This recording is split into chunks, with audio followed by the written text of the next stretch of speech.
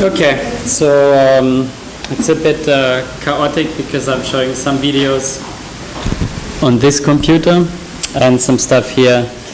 And so I kind of, as a little, can even say, thought experiment, I swapped the title around for my talk. I come to that later, which is called Air in the Water. And I like to thank Annick and Roger for this invitation, and I think I spent sort of the first 10 minutes of the talk to somehow maybe just situate really the context. That means also from an artistic perspective, and then in the second half kind of dive into the, let's say, flow of collaboration we've entered with Jean-Marc at the École Polytechnique Ladix in Paris. So the videos I'm showing are not too long, don't get nervous. This is a little first video, and all of them should help to illustrate my point about man-made clouds, to which I'm coming short. So I leave you, it's only 2 minutes, so I leave you with that little installation, performance, which we did in New York in 2007.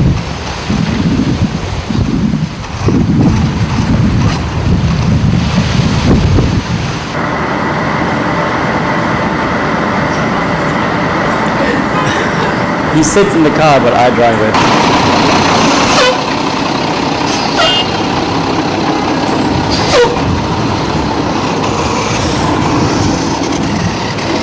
Just as you see, it's as we felt. Quick comment. It's like very obviously it's a 4x4 Porsche Cayenne. So we identified that kind of straight away as the car which most New York people drive, and. We felt there was something missing, particularly in the child representation, which we then added.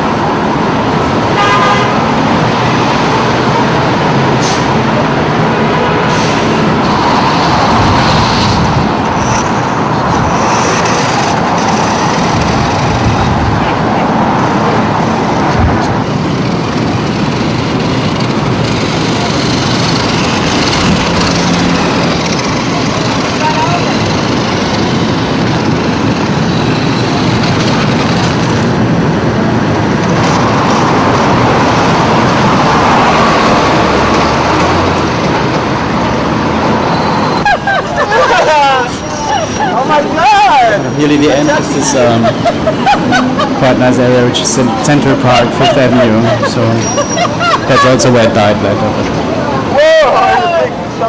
That's a real Porsche.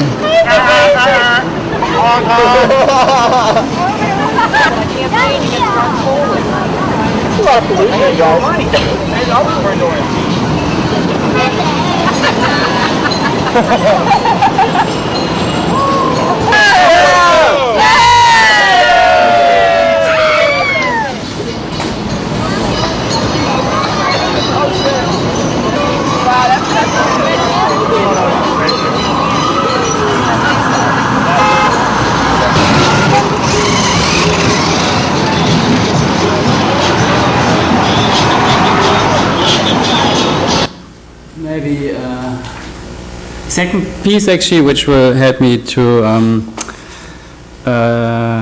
sort of lay a bit the kind of context for the talk. So all of these works, we've done a series of works which are called man-made clouds. And so the concept is quite, let's say, simple in the sense that if it's a bit provocative or not, in relation to the theme of cloud, quite interesting for us is to say, obviously, maybe in the words of Ulrich Becker, that we live in our own in our own culture, man-made culture, and that particularly if in in the terms of the reference, for example, Annick was throwing out, quite interesting. I mean, obviously Luke Howard, the very ironical comment would be that, I mean, he's never even seen an airplane, contrail or chemtrail, as some people call it. And also the book you mentioned from Stefan Odegi is obviously, for me, it really shows this this transformation of actually of clouds into man-made clouds. So when we talk about clouds, actually, I think we live in a society today where it's more at least artistically speaking, it's interesting to look at the clouds which come from through our own production. Why? Because as we know through all cultural historical references, is that we see things in clouds, and so we see images and forms and content and social content. So obviously, if these clouds are made by us, and for example, this is an installation which is called Nuage Vert, which we started to do in Helsinki. Also as a kind of like a social process on the power plant in Helsinki to involve the city and also the science the laboratory for science and but local associations, so the whole town to create a social process, and actually the work itself is quite simple. We kind of track through thermographic imaging the form of the cloud and reproject it on itself, so that we outline in real time the cloud. And in Helsinki, that was a kind of a great, let's say, success in the sense that there was all kind of people involved, and for the first time there was we measured together with the energy company the consumption of electricity in a local power grid. So involving lots of different people to make this happen. As I said, also the laboratory for laser physics. But then again, on another side, and this is which many of you might know, this is the incinerator in Ivry on the Périphérique, the biggest incinerator in France. As much in Saint-Ouen, where we also were actually invited by the region for Biennale to do it. We got then censored by police authorities, even though we still do it. So, I mean, it's always a different context. And for example, in Saint-Ouen, it ended up becoming a kind of such a debate, an issue that it, whatever, ended even up as in the Grand Angle in the Libération, and triggered a whole different debate, which made us starting work with Sictom, the company which is organizing all the waste in Paris. Anyway, this said, it kind of sort of sets kind of maybe the background, especially since a factory or power plant, I thought is quite a nice relation to the theme, because actually what is kind of heavenly in the sky as a cloud is obviously most nicely kind of, let's say, banalized through a factory or a power plant, in the sense that we burn and have this long device which literally sort of puts it into the atmosphere. So what I actually like to quickly show, if it's possible with this setup, I think it is to really draw a quick, and this is impossible today during the talk, but I still like to try it, to draw really like a quick history, because we are working on a book which we like to publish with Edition Higgs in November about the subject, man-made clouds. And in that kind of sort of it will look at the micro pollution, so the way we pollute, but also the macro pollution, so the big industrial pollution. And since we're at this, so this is only a small part of it, the factory clouds, but I still would like to give this as a backdrop before I come to the collaboration with Jean-Marc. Because there is a whole history, and that's what I find so amazing about pollution, industrial pollution. And what's interesting is because people always say clouds change, the form changes, and so they have a kind of dynamic in themselves. They also have a dynamic over time. So if that's known or not, I think we have started since years to build up a kind of like a collection of posters from all over the world. So a quick sort of overview of that would be, maybe you see it already in the icons. For example, this one here is from 1926, 27. This one here says liberate the woman of Russia, because as we know, female rights got the work to write and the work to vote got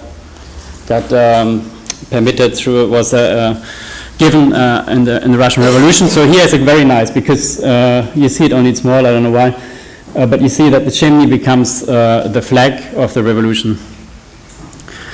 Okay, so it's a bit slow here. Keep with the icons. So this is really kind of funny.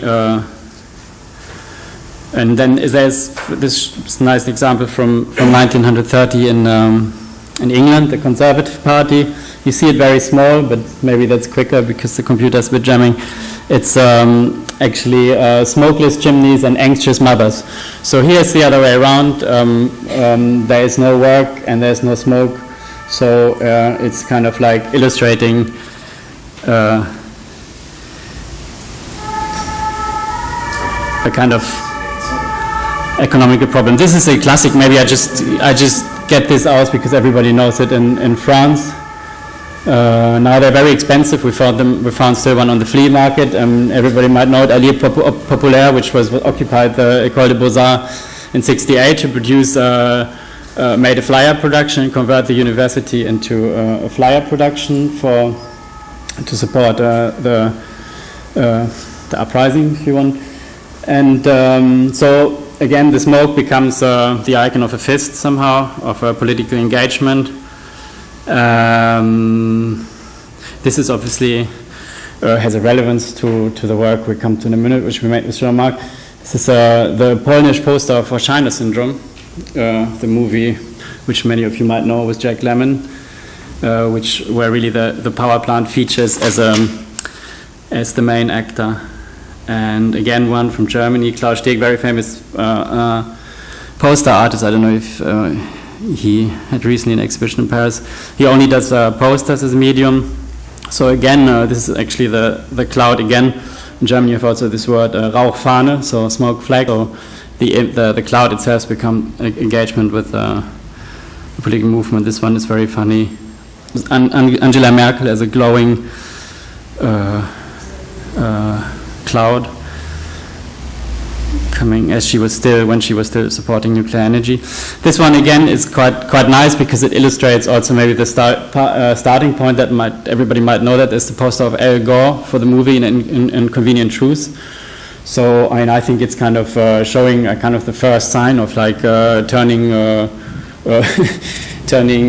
climate change into some sort of market strategy or something. But it shows also kind of illustrates the point of the beginning, kind of our atmosphere is actually our own atmosphere and made by us. It's not anymore some sort of romantic 19th century construction. And this is, I guess, most visible in that image. The atmosphere becomes, and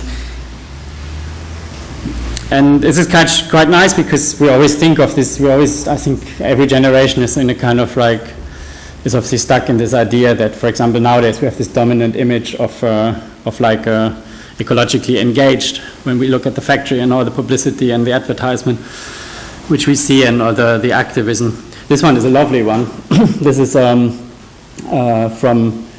the I Love Israel foundation in Germany, and they have this amazing collage between between Auschwitz, a nuclear power plant, and Mahmoud Ahmadinejad appears sort of in the cloud as a protest poster for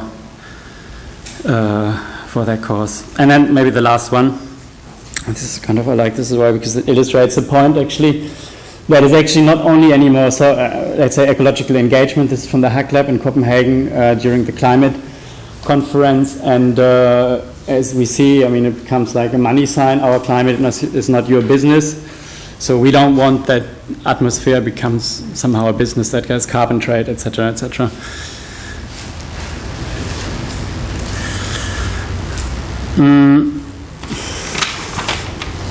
So this is kind of like also, I guess,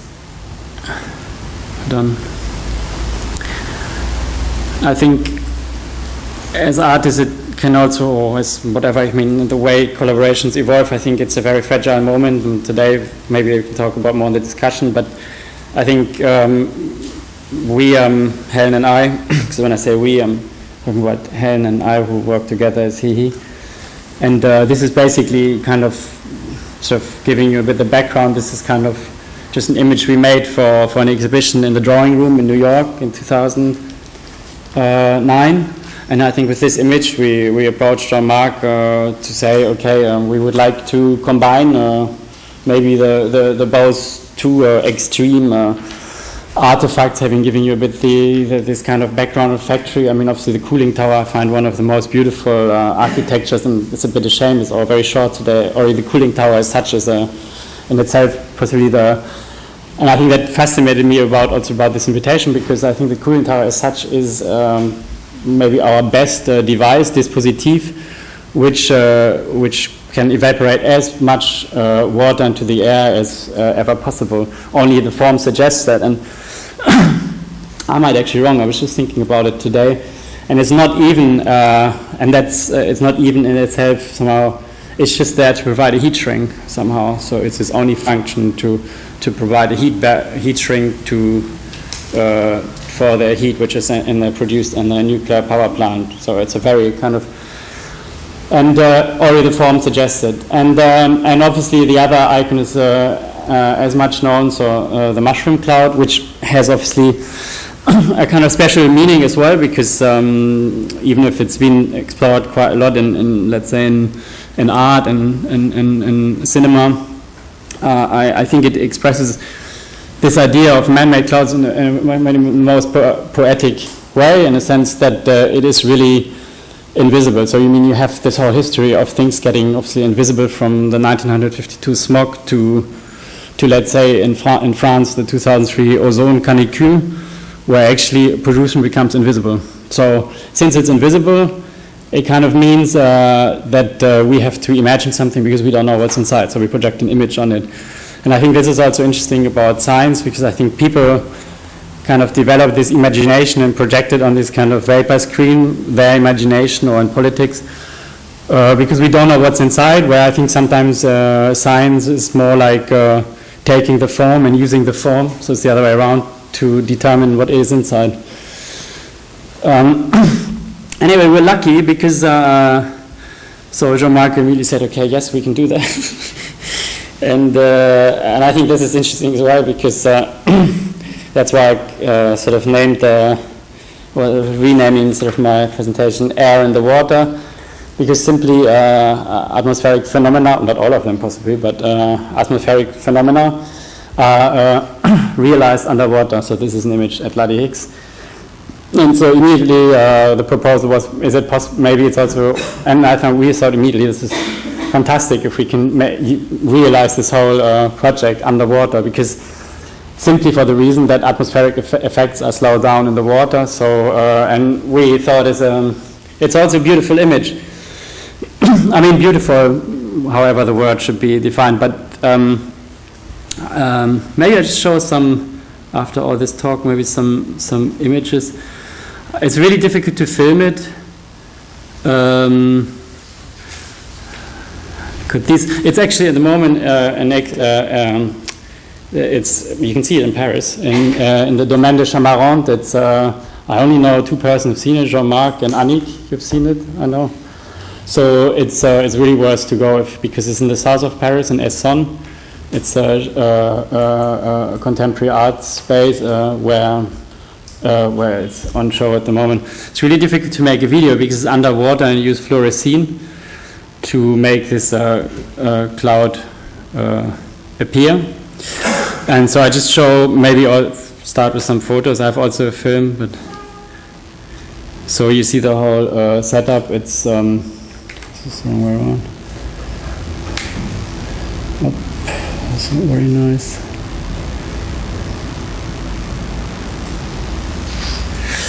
This full screen.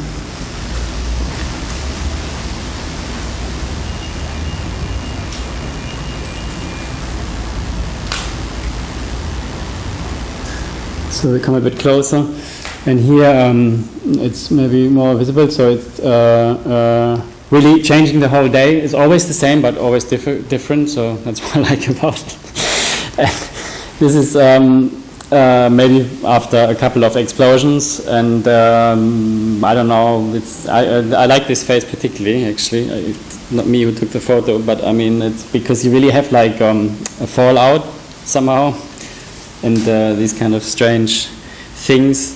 Later it totally changes. Obviously it becomes much more saturated, and has a totally different but also interesting atmosphere.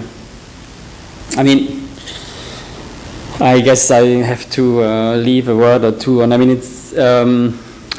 I thought it was particularly fascinating. I don't know if this is interesting or not, but in relation to Fukushima, I don't know. I mean, there's quite a lot of Fukushima art around these days. I don't know. I think that's good because it's a topic of our times. At the same time, as I said, we approached Jean-Marc 2009, and it was quite amazing that actually there was an Arte was making a documentary film about this, and then the documentary film showed on the same day as Fukushima in the television. So it's quite weird to, I don't know what that means, but maybe sometimes it's more interesting when, I don't know, when something comes to the work and not the work to something. But of course there's a question of water, and also the pollution diluted in the water, and I think this is something which is very interesting for us, or at least also something we've learned. And I don't know if Jean-Marc will make reference to it or not, but the whole question about really how something dilutes, and segregation and mixing, and which is very interesting during the different phases to see really how slow and what kind of forms evolve without sort of understanding them all. I don't know, it's difficult to explain. This is lasting 60 minutes, and there's also a musical composition with it, and obviously light. There comes light inside the tower, and all kind of things. So here we see actually the nuclear, the mushroom cloud, which is funny because it's like a starting point, but I don't know if it's really the end. I think it's just like it's like a beginning to maybe to work together on this. But then I think the all-over atmosphere which forms in the aquarium turned out, for me at least later, much more strong or interesting. But it does really happen every 16 minutes. And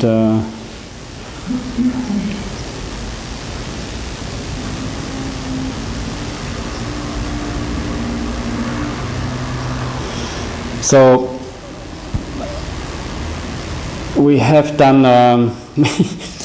So I thought I'd bring this in as a little joke. I mean, because somebody's asking today why it's called Fleur de Lys. We called it actually China syndrome in the beginning, and we got invited to the Espace Fondation EDF in Paris to show it there by a British curator. But it was impossible to show it, which is understandable. But we really had the director sort of asking us if we cannot make something nice with light in the end of our conversation. So we couldn't really, which is interesting, I think, that you can't really show a nuclear power plant at the company which is basically engaged in nuclear energy somehow, which is obviously also banal, because you can imagine they don't want to. But on the other hand, I thought that it wouldn't really, I think having seen I would have kind of really not really posed a problem. We really openly sort of, but then we thought, so we renamed it Fleur de Lys after that, because with this kind of feeling that the flower has this kind of interesting shape, and we want to also do something out of that, because the flower looks also, like a mushroom cloud. So I think we're on a new idea as well with that. And with the idea that obviously nuclear energy is in daily life quite encrusted in the. I don't know how I'm time-wise, because I would like to show another video. 5 minutes? Okay. So this is another work, a second work we have developed together. Again, quite sort of being fascinated from a kind of cultural, historical ontology of, let's say, environmental activism. The image of the world, and again always with the idea also to maybe like with a car in New York to say, okay, because we don't see really the emission anymore, or can we sort of add an emission to something where there is not? And even if it sounds silly, I mean, it's kind of curious that, for example, children cars wouldn't have an emission. Sort of would be a nice, I don't know, educational value. But so the same with with the globe, it's a kind of such a ubiquitous object, and the globe we have at home, and so we had this idea to add an atmosphere or pollute this atmosphere where there's none, and that's what we also did. I mean, this is really a very preliminary video, and that is finally in this Bus Electra in Paris now exposed as well at the moment. As an installation, much different than you see it here. But this is also obviously sometimes something which is, I really like this video because it's kind of the first test which had this, which I heard earlier on, this wow effect when something does work in the laboratory. But also it's a bit unfair because I always a bit annoyed that maybe in the laboratory people have so much fun because then they just only have to do it once and they pump in lots of liquid and then it really looks great. And if we have to repeat that, for example, in exhibition, sometimes I feel like it calms down a bit more. And it's not, but anyway. So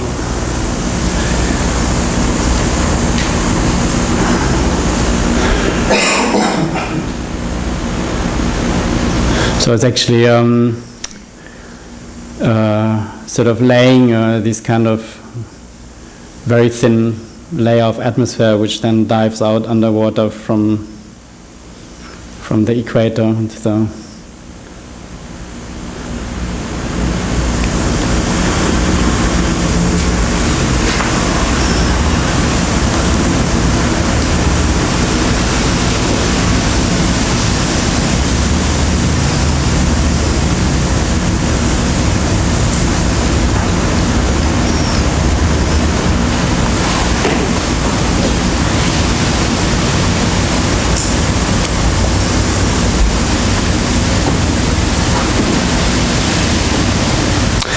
today, but I mean, don't know if that's more on the questions afterwards. I mean, I do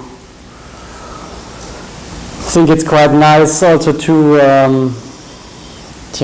have a very free relationship also. What? Does it no, it's me playing it. Yeah. Thank you. We have time for one or two urgent questions. What? Yeah, I have two questions regarding your pictures and your movies. That one, it's okay, everybody. All right. That one and the first movie you've shown with the plume which was underlined and highlighted by a green. Okay. So that one, I imagine that there is a sphere spinning in a liquid. Could you tell us how these pictures have been made? Or is it a secret? Or? Which pictures? That one. What's the setup? It's in an aquarium, and we turn it and we inject the fluorescein onto the surface. Actually here in a very brutal way, but it works very good. Is there a solid spinning in the water? What? A solid sphere? Yes. It's a solid sphere spinning in water. In the exhibition that is, it would be the planet Earth, which was very difficult to get, because we only have planet Earth, which are geographical or geopolitical. But it's the only planet Earth I could get in real, which looks like a satellite Earth. All right. And the plume, the first movie you have shown. That's what it was. How did you make that? Is it post-process or is there a laser sheet shining on the? We are installed. It depends. We are installed on an abandoned building. And we have a setup, because you can't really, because it's quite complex, you have to also ask, for example, in Finland we had to ask the nuclear radiation authorities to authorize this. Okay. So we ended up, you have to really sort of study the whole flight path of Helsinki to draw diagrams and calculate the density in the air to warn, for example, and to leave your numbers at helicopter ports so that everybody is aware, because you can't. Today it becomes a bit more common, but at that time it was not possible to just basically to use an 8-watt laser. So it's 8 watt, 532 nanometer, which is then there's a thermographic camera, which obviously sees very nicely the image of the cloud, and then there's some analysis which detects the shape, and then we draw in real time the shape of back onto the cloud. But there is an online image processing. A little bit of image we processing. see the form, we calculate the form, we project the form back onto itself. All right. So in that sense, we draw the outline of the cloud in real time. All right, very good.